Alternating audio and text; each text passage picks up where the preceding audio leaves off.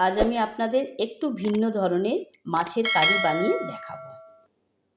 এটা গরম ভাতের সঙ্গে খেতে খুব সুন্দর লাগবে।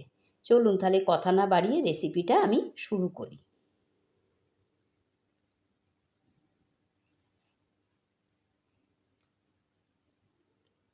এখানে আমি কয়েক পিস মাছ নিয়ে নিয়েছি। এই মাছটার যে কী নাম সেটা আমি জানি না। যদি আপনারা জেনে থাকেন অবশ্যই আমাকে কমেন্ট বক্সে জানাবেন।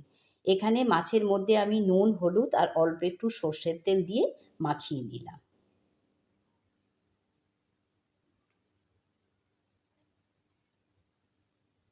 কড়া গরম হয়ে গেছে, কড়াতে আমি সর্ষের তেল দিয়ে দিলাম। তেলটাও গরম হয়ে গেছে, একে একে আমি মাছের পিসগুলো ভেজে নেব।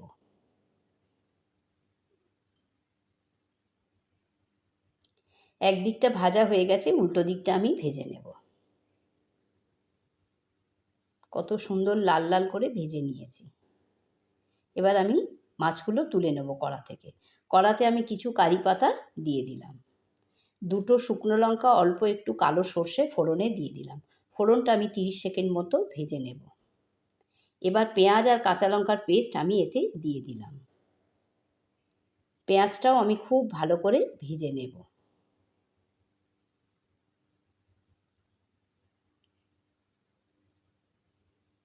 এবার আদা রসুনের পেস্ট আমি এতে দিয়ে দিলাম। আদা রসুনটাও আমি খুব ভালো করে ভেজে নেব, যাতে কাঁচা গন্ধটা চলে যায়। এবার টমেটোর পেস্ট এর মধ্যে দিয়ে দিলাম। আবারও ভালো করে আমি এটা কষিয়ে নেব। অল্প একটু নুন দিয়ে দিলাম, হলুদ দিয়ে দিলাম, লঙ্কার গুঁড়ো দিয়ে দিলাম, জিরের গুঁড়ো দিয়ে দিলাম, ধনের গুঁড়ো দিয়ে দিলাম। সব মশলা পেঁয়াজ আদা রসুনের সঙ্গে ভালো করে আমি কষিয়ে নেব।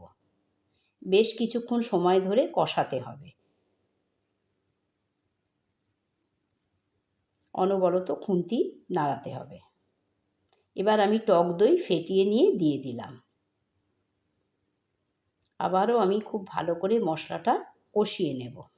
মশলা যত ভালো কষানো হবে তরকারির টেস্ট তত বেশি ভালো হবে। কাশ্মীরি লঙ্কার গুঁড়ো দিয়ে দিলাম কালারের জন্যে।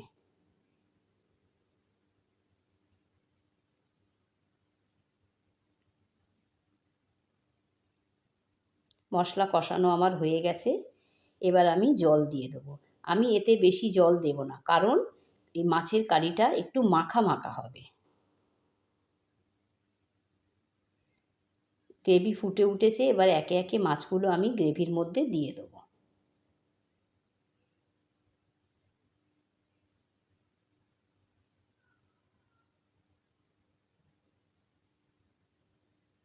কিছুক্ষণ ফুটতে দেব।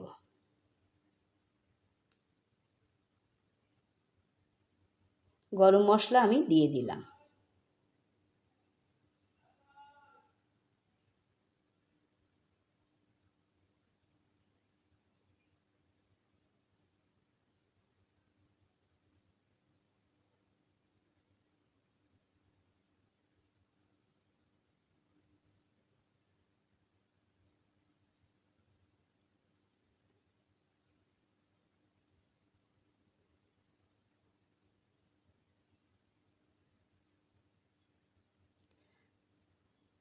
সব শেষে একটু ঘি দিয়ে দিলাম। রেসিপি আমার রেডি।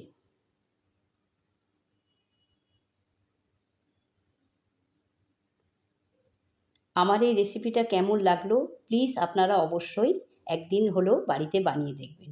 আর এখনও যারা আমার চ্যানেলটিকে সাবস্ক্রাইব করেননি প্লিজ তারা আমার চ্যানেলটিকে সাবস্ক্রাইব করবেন। ধন্যবাদ।